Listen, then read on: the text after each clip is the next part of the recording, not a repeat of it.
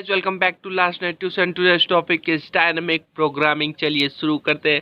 Comment क्या है कि solve all possible smaller problem, यानी आपको प्रॉब्लम्स को देन उनको कंबाइन करना होगा। एक चीज़ है इसके अंदर कि during this combining process only one subset of smaller problem is use, यानी एक ही सबसेट यूज किया जाएगा। कहाँ से? स्मॉलर प्रॉब्लम से। लेकिन this set keeps changing for better solution, यानी ये बार बार सेट बदलता रहेगा, तभी तो इसको डायनेमिक बोला जाएगा। तो इस प्रकार की strategy is called dynamic. So guys, कई लोगों का ये मानना है कि ये टफ है। टफ नहीं, देखो ये लेंदी है, इसमें कैलकुलेशन होती है, इसलिए थोड़ा लॉन्ग भी हो जाता है। इस प्रॉब्लम सबसे पहले आपको डिटरमाइन करना होगा ऑप्टिमल सब structure of the problem. Second one कहता है define the value of objective function recursively. That is how the value of the objective function will be calculated for the problem and how will they be combined. So third one step है कि compute the value of objective function for the problem and store the result, ठीक है। And finally आपको compute करना है the final value called optimal solution. So इसके अंदर first one problem आती है हमारी MCM, यानी matrix chain multiplication programming. So ये it is dependent on the dynamic programming. So हम डायनामिक प्रोग्रामिंग के थ्रू, इन चारों स्टेप के थ्रू हम MCM को डिफाइन करेंगे। तो डेफिनेशन स्टेटमेंट क्या कहता है इसका? Given A chain of matrix A1 A2 till AN to be multiplied, we need to find a parenthesization of sequence such that number of operation performed minimize. सो इसका algo पे देखते हैं। एल्गो क्या कहता है इसका? एल्गो के थ्रू आपको क्वेश्चन समझ में आएगा। एल्गोरिथम दे रखी है वो है MCM की। तो सबसे पहले हम क्या करा, MC ऑर्डर P एक प्रॉब्लम है जिसका फर्स्ट स्टेप कैसा कहता है कि an arrow length of P -1 and second one में आप एक लूप चलाओगे I1 to N तक। उसके अंदर आपको सबसे पहले MIJ को 0 सेट करना है। थर्ड वन स्टेप में L = 2 to N चलाओगे, लूप चलाओगे फोर्थ स्टेप में, जिसमें 4 I = 1 to N - L + 1 और सेट करोगे J को I + L - 1। एक यहाँ पर MIJ इन्फिनिटी पे जा रहा है। और फिफ्थ स्टेप है हमारा K = 1 to J - 1 सेट। अब यहाँ पर सेट क्या करना है? अगर इस लूप के अंदर आपको सेट करना है Q, ये वाला जो फॉर्मूला आपको दिख रहा है ये सबसे मोस्ट यूजेबल फॉर्मूला होने वाला है। आपको ये याद करना पड़ेगा। ये याद कर लिया तो सारी क्वेश्चन बहुत इजीली सोल्व होने वाले हैं आपसे, बिलीव मी गाइज। सो इसका फॉर्मूला क्या है? Q = MIK + MK + 1, J then plus PI - 1 PJ PK। Simple है। IK फिर K + 1 कर दो, J तक कर दो, देन माइनस कर दो, J कर दो, K कर दो। सो ये था हमारा प्रॉब्लम। और यहाँ पर देखिए इफ में केस दे रखा है, अगर Q की वैल्यू आपकी IJ से कम है MIJ से, देन आपकी जो Q की जो वैल्यू होगी ना वही MIJ में चल जाएगी और आपका SIJ K बन जाएगा। जो भी K था ना वो वैल्यू इसमें आ जाएगी। इसके साथ आप रिटर्न क्या करोगे? M एंड S को रिटर्न कर दोगे और इसके साथ एग्जिट कर दोगे। तो ये थी हमारी एल्गोरिथम। अगर क्वेश्चन से समझेंगे तो ज़्यादा बेटर समझ में आएगा। चलिए क्वेश्चन की ओर मूव ऑन करते हैं। ये हमारा एग्जाम्पल है जिसके अंदर आपको ये वैल्यू दे रखी है, यानी 5, 10, 3, 12, 5, 56। ये सब प्रॉब्लम में लेते हैं इनको। तो मैंने P0, P1, P2, P3, P4, P5 and P6 किया इसको प्रॉब्लम को। अब मेरा फर्स्ट स्टेप कहता है कि मेरे को n की वैल्यू निकालनी है। तो इसमें सिंपल ले रहेगा, लेंथ ऑफ P में 1 से सब्ट्रैक्ट कर दो। यही मैंने किया है कि इसकी वैल्यू 7 थी, इससे सब्ट्रैक्ट किया 6 वैल्यू आ गई, यानी n की वैल्यू मेरी 6 आ गई। मेरा फर्स्ट स्टेप कर लिया। अब जितने भी लूप में n है वो मैं लूप चला सकता हूँ। कहाँ तक चलाऊंगा? 6 तक चलाऊंगा। इतना मुझे आइडिया हो गया है। स्टेप 2 की ओर मूव ऑन करते हैं। उससे पहले मैं आपको एक डायग्राम समझाता हूँ। सो गाइस, ये डायग्राम है। इस डायग्राम को समझने की कोशिश करते हैं।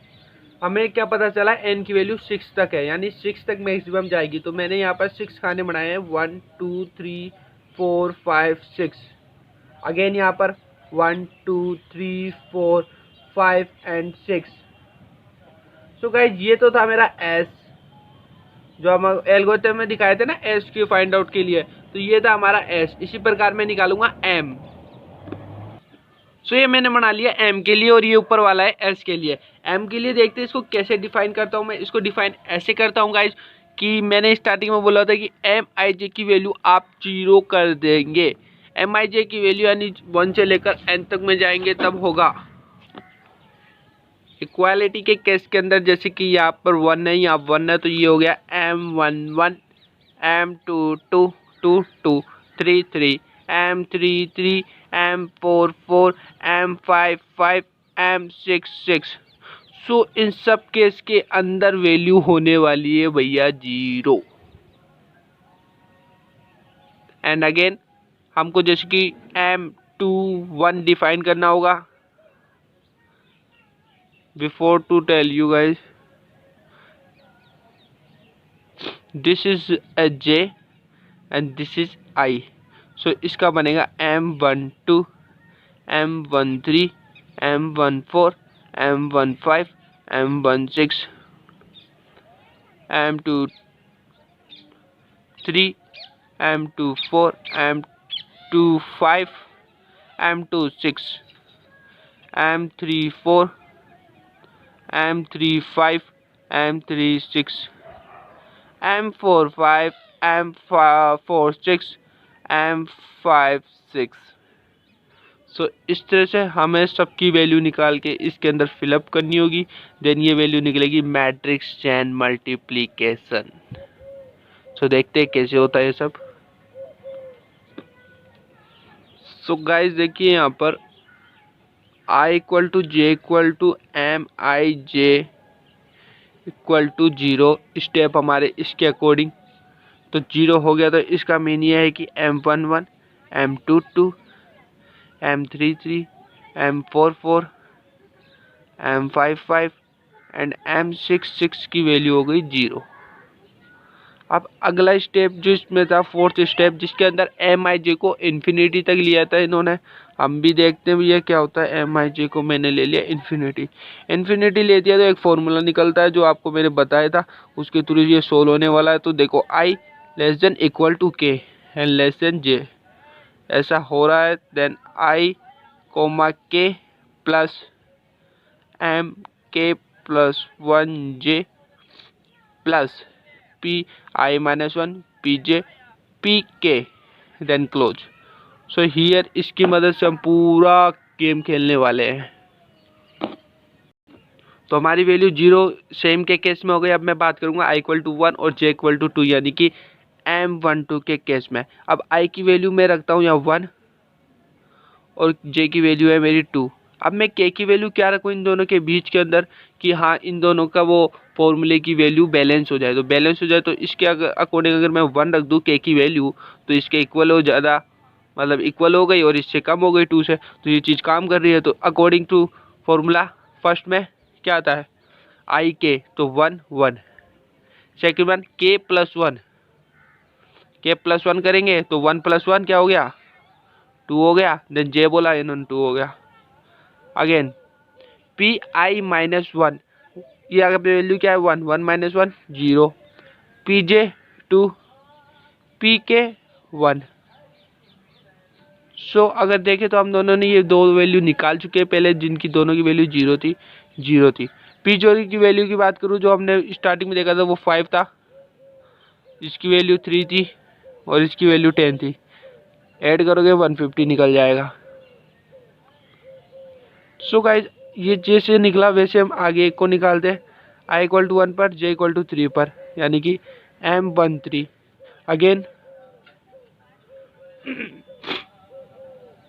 इन दोनों के बीच में मैं क्या वैल्यू रखूँ ऐसा। यहाँ पे एक चीज़ का ध्यान और रखना है गाइज कि हमने जैसे ये वैल्यू निकाल ली तो इसके बाद ये वैल्यू निकलेगी, ये वैल्यू ये वैल्यू ये वैल्यू, देन इसका नंबर इसका नंबर इसका नंबर, ऐसे निकालते हुए चलना, ऐसे मत निकालना, ऐसे निकालते हुए चल रहे हम। जैसे हमने फर्स्ट वन इन सब की निकाली थी, अब इसकी निकाली, देन इसकी निकालूंगा मैं 2 3 पर। तो सो गाइस यहाँ पर 2 3 के केस में मैं 2 3 की वैल्यू निकालूंगा। तो यहाँ पर क्या वैल्यू रखूँ 2 रख दूँ जनाब। एम आई जे आई के की क्या वैल्यू है 2 2 प्लस के प्लस 1 कितना हो गया 3 जे की वैल्यू क्या है 3, पी आई माइनस 1 कितना हो गया P1, पी जे की वैल्यू 3 और पी के की वैल्यू 2। तो यहाँ पर हम वैल्यू निकालते हैं, तो इसकी वैल्यू होगी 0 + 0, देन इसकी 10 है, इसकी 12 है, इसकी 3 है। इनको सोल्व करेंगे तो आ गया 360। आए समझ में। अब जैसे आगे बढ़ते हैं आगे बढ़ते तो i = 3 एंड j = 4 की निकालेंगे, यानी कि M34 की। अगेन 3 < 3 4 आ गया,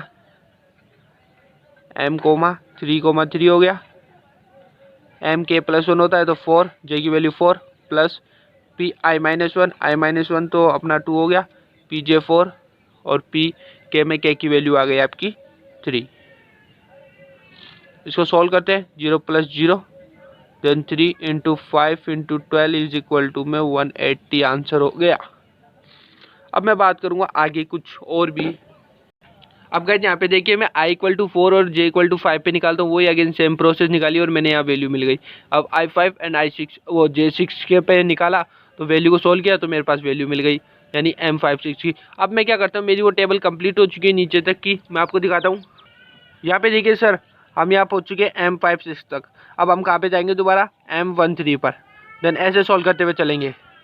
अब मैं निकालूंगा यहाँ पर M13 के केस में वही same process I, 1 1 2 3 and P0। इस बार मेरी इसकी वैल्यू 0 थी, लेकिन मैं 2 3 वैल्यू कहाँ से लाऊं, तो ये आपको याद होगा कि मैं ये वैल्यू ऊपर निकाल चुका हूँ। जी हाँ, अगर आपको दिखाऊं तो 2 3 की वैल्यू अपन निकाल के बैठ चुके हैं पहले। तो अब ये चीज़ें काम आने वाली अगर अपन सिस्टम बाय सिस्टम करते।